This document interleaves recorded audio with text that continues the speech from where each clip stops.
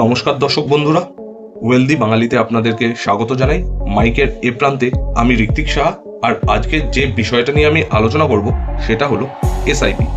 SIP কি, কিভাবে আপনার ওয়েলথ ক্রিয়েশনে এসআইপি একটা গুরুত্বপূর্ণ ভূমিকা নেবে, আর জেনে নেব এসআইপির বাকি সব খুঁটিনাটি তথ্য। তো এসআইপি কি? এসআইপি হলো একটা লং টার্ম ইনভেস্টমেন্ট স্ট্র্যাটেজি, আর এসআইপির ফুল ফর্ম হলো সিস্টেমেটিক ইনভেস্টমেন্ট প্ল্যান। এবার আপনার মাথায় প্রথম প্রশ্ন আসবে, এই সিস্টেমেটিক ইনভেস্টমেন্টটা আমি কোথায় করব? তবে বলে রাখি, এসআইপি টার্মটা মেনলি পপুলার হচ্ছে মিউচুয়াল ফান্ড সেক্টরে, এবং আপনি এসআইপির থ্রুতে ডাইরেক্ট স্টকেও ইনভেস্ট করতে পারেন। সিস্টেমেটিক ইনভেস্টমেন্ট প্ল্যান, এই কথাটার দুটো ক্রাইটেরিয়া এই কথাটার মধ্যেই আছে। একটা হচ্ছে ইনভেস্টমেন্ট, এবং সেকেন্ডটা হচ্ছে ইনভেস্টমেন্টের প্রসেস সেটা সিস্টেমেটিক। এখানে বলে রাখি, এসআইপির ডিটেলসে জানার আগে আপনার মিউচুয়াল ফান্ড কি সেটা জেনে নেওয়া খুব দরকার। ডেসক্রিপশনে এবং আই বাটনে লিঙ্ক দেওয়া আছে। এই ভিডিওটি দেখার পর বা এই ভিডিওটি পজ করে আপনি মিউচুয়াল ফান্ড কি সেই ভিডিওটা অবশ্যই একবার দেখবেন। তাও একটু সামারাইজ করে আমি এখানে মিউচুয়াল ফান্ডটা বলে রাখছি। কোনো অ্যাসেট ম্যানেজমেন্ট কোম্পানি যখন বহু আপনার আমার মতো সাধারণ মানুষের কাছ থেকে ফান্ড কালেক্ট করে সেই ফান্ড বিভিন্ন সিকিউরিটিজে ইনভেস্ট করে, তখন তাকে আমরা মিউচুয়াল ফান্ড বলি। এবং আপনার আমার টাকার ইনভেস্টমেন্টের বদলে সেই ফান্ড আমাদেরকে একটা ইউনিট দেয়, এবং ওই ইউনিটের দাম মেজার করা হয় নেট অ্যাসেট ভ্যালু বা ন্যাভের সাহায্যে। মিউচুয়াল ফান্ড যেসব সিকিউরিটিজে ইনভেস্টেড রয়েছে সেই সব সিকিউরিটিজের দাম বাড়লে বা কমলে ন্যাভের ভ্যালুও বাড়ে বা কমে। আর ন্যাভের ভ্যালু যখন বাড়ে তখন ইউনিটের দামও বেড়ে যায়, ফলে ইউনিট কম কেনা যায়। আবার ন্যাভের ভ্যালু যদি কমে সেক্ষেত্রে ইউনিটের দামও কমে এবং ইউনিট বেশি কেনা যায় ওই সেম অ্যামাউন্টে। এখানে আমি ফার্দার রেকমেন্ড করব, ন্যাভ নিয়ে আমার যে ভিডিওটি রয়েছে সেটি একবার দেখুন, যার লিঙ্ক ডিসক্রিপশনে এবং আই বাটনে আছে, যা আপনাকে সমস্ত জিনিসটা বুঝতে খুব সাহায্য করবে।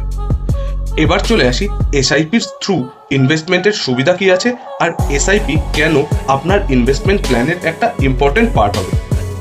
আর কিছু উদাহরণ আমি আপনার সামনে রাখবো যা আপনার ইনভেস্টমেন্ট স্ট্র্যাটেজিকে আরও শার্প করতে সাহায্য করবে, বা বলতে পারেন ইনভেস্টমেন্টের রোডম্যাপ তৈরিতে খুব সাহায্য করবে। এসআইপির সুবিধা: 1. রুপি কস্ট অ্যাভারেজিং, অর্থাৎ সিকিউরিটিজের দাম কমলে আপনার এনএভিও কমবে এবং সেই সেম টাকায় আপনি বেশি ইউনিট কিনতে পারবেন, এবং ভাইস ভার্সা, যার ফলে মার্কেটের ওঠানামা আপনার ইনভেস্টমেন্টে তেমন এফেক্ট ফেলবে না। 2. Power of compounding, long term যদি আপনি এসআইপি করে যান তাহলে আপনার এসআইপিতে যে ইনভেস্ট করছেন সেই ইনভেস্টমেন্ট চক্রবৃদ্ধি হারে বাড়তে থাকবে, যার ফলে বহু বছর পর আপনার কম ইনভেস্টমেন্ট বড় একটা ওয়েলথ ক্রিয়েট করে দেবে। 3. কনভিনিয়েন্ট ইনভেস্টমেন্ট মেথড, এসআইপি মোবাইলের একটা ক্লিক করেই আপনি এসআইপি স্টার্ট করতে পারেন, এবং আপনি হ্যাসেল ফ্রি হয়ে আপনার ওয়েলথ বিল্ড স্টার্ট করতে পারেন এসআইপির সাহায্যে। 4.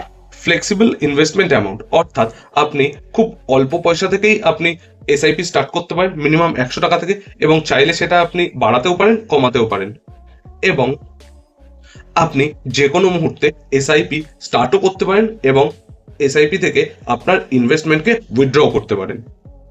নেক্সট হচ্ছে ডাইভার্সিফিকেশন, মাত্র 2000 টাকায় আপনি প্রায় 1 থেকে 150 স্টকের মধ্যে ইনভেস্টেড থাকতে পারবেন। তার মানে হচ্ছে মিউচুয়াল ফান্ডে এসআইপি করা ওয়েল ডাইভার্সিফাইড, মানে অনেক জায়গায় ইনভেস্ট করে খুব কম অ্যামাউন্টে। এর সাহায্যে আপনি আপনার পোর্টফোলিও রিস্ক অনেকটা কমিয়ে আনতে পারবেন।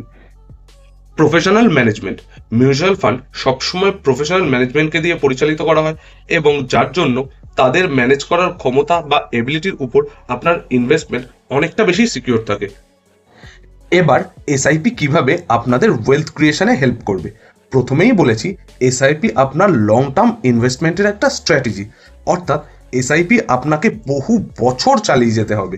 যত বছর আপনি এসআইপি থ্রুতে মিউচুয়াল ফান্ডে ইনভেস্ট করবেন, আপনার ওয়েলথ তত বেশি সম্ভাবনা থাকবে বৃদ্ধি পাওয়ার। এবার একটা সিম্পল উদাহরণ দিচ্ছি। ধরে নিন আপনি 3000 টাকা করে প্রতি মাসে এসআইপি চালালেন 10 বছরের জন্য, আর এভারেজ 12% রিটার্ন জেনারেট করলেন। সেক্ষেত্রে আপনার ইনভেস্টেড অ্যামাউন্ট থাকবে 3,60,000, এবং আপনি সেখান থেকে 3,37,000 টাকার কাছাকাছি রিটার্ন জেনারেট করতে পারবেন। আর সেই 3000 টাকার এসআইপি যদি আপনি 20 বছর চালিয়ে যান, সেক্ষেত্রে আপনার ইনভেস্টেড অ্যামাউন্ট থাকবে 7,20,000 টাকা, কিন্তু আপনি রিটার্ন জেনারেট করবেন 22,77,000 টাকা। আর সেই এসআইপি যদি আপনি 25 বছর চালান, সেক্ষেত্রে আপনি ইনভেস্ট করবেন 9 লাখ টাকা এবং রিটার্ন জেনারেট করবেন 48 লক্ষ টাকা। আর আরও একটু স্কিলফুলভাবে যদি আপনি কম বয়স থেকেই ইনভেস্ট করে 12%-এর জায়গায় 14% রিটার্ন জেনারেট করতে পারেন, সেক্ষেত্রে আপনার ওই 9 লাখ টাকার ইনভেস্টমেন্টের এগেনস্টে আপনি 73 লক্ষ টাকার রিটার্ন জেনারেট করতে পারবেন। তবে বুঝতেই পাচ্ছেন, লং টার্ম ভিউ নিয়েই আপনাকে এসআইপি করতে হবে। এবার টপ পারফর্মিং কিছু মিউচুয়াল ফান্ডের নাম আমি এখানে রেখে গেলাম, সাথে তাদের ব্যাক হিস্ট্রি। আর দুটো জিনিস আপনি করতে একদমই ভুলবেন না। প্রথম, এই বছর থেকেই স্টার্ট করে দিন এসআইপি করা এবং লং টার্ম ভিউ নিয়ে। আর দ্বিতীয় হলো, সাবস্ক্রাইব করুন ওয়েলদি বাঙালি নামক ইউটিউব চ্যানেলটিকে এবং কমেন্ট করে জানান ভিডিওটি কেমন লাগলো, কেননা আপনাদের কমেন্ট বা আপনার ফিডব্যাক আমার কাছে খুবই জরুরি। এবং ভিডিওটি ভালো লাগলে লাইক করতে ভুলবেন না। দেখা হচ্ছে পরবর্তী ইনফরমেটিভ ভিডিওতে। ততক্ষণের জন্য গুড বাই, ভালো থাকবেন।